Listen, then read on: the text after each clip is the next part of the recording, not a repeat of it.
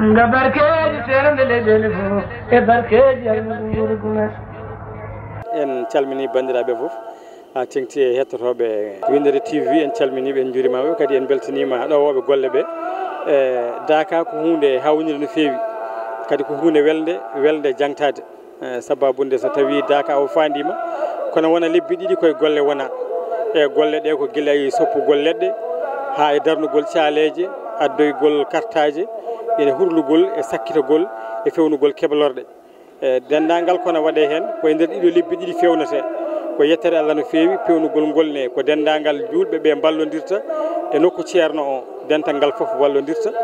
wallodire ha feewa ko heddi ko wotuɓe foof kala nokku e Daka mum jomumen daro pewna Daka mumen no jiɗiri pewna ha feewa en jii Allah walli en laamu waɗi hen junggo mum waɗi hen nokkuji baɗɗi kesam hesamaggu wodi ko waylare waɗi hen en certi e wona gueɗe e waɗgol hen calɗi en certi e waɗgol hen kartaje kono noonne kadi joom Dakaji en ɓe won hen ɓe gandanɗa koye ma mbaɗini koye mumen potoji mbaɗi caaleje ɗe ganduɗa pewnugol ngol ne hakidi kadi koye yamirore ceerno ɗum ne koye yamirore ceerno kala hen gollowo mbaɗowo poto ko ma yaha habra ceerno amin jiiɗi fewnude caali Daka amen min giwa e leɗɗe he sababude leɗɗe catti ladde nde nde woni koye olde leɗɗe natti webde hebde ceerno ina udditi ngal damal ina yamiri kala yontu kala noon haɗani kala hen mbaɗowo yaaha waynomo haalnamo nokku mum ina yiiɗi wadde o yamira yo waɗe ko ɗum waɗi e oɗo saaha pewnugol ngol in tampere nde ina usti sababude hankkandi leɗɗe ɗe goni koye ustade huuɗo ko woni ko ustade saabu huuɗo ko eɗen gandi ina heewi tampere kadi ndenka mum ina hakkidi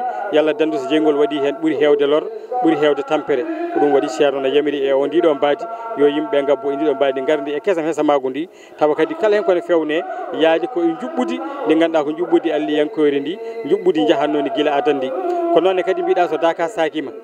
caggal Daka gonka Daka kam en jii keewal yimɓe ngal dinguiral ngal ha e sa ari e nder jama he cikkata ko ala keddiɗo e Dakaji he sa yeehi to Dakaji to cikkata ko ala garɗo jama sababude keewal yimɓe ngal yimɓe keƴata e dinguiral jama ngal e ko yettere Allah no fewi so Daka o sakima kono wona lewru timmudu koye pirtugol caaleje ɗe wona sa ari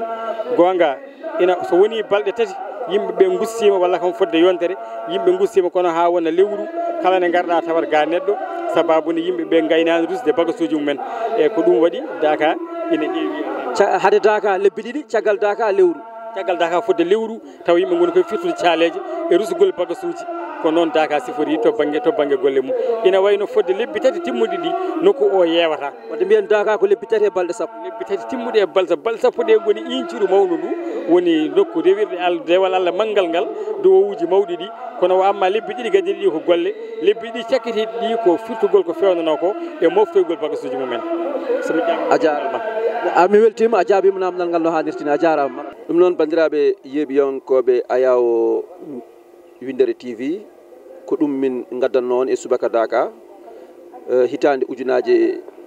2024 en ji no Daka o sifori gueloy fuɗɗode ha ɗo ɗum noon min mbi tan momin jokku rewindenade on kala ko Daka o harjini e huccidde bandiraɓe e yimɓeɓe e namdade ɗumen holno jiiri Daka e holno gurdi e Daka en kettima ɓeɗo haalanɓe en Daka guila suwa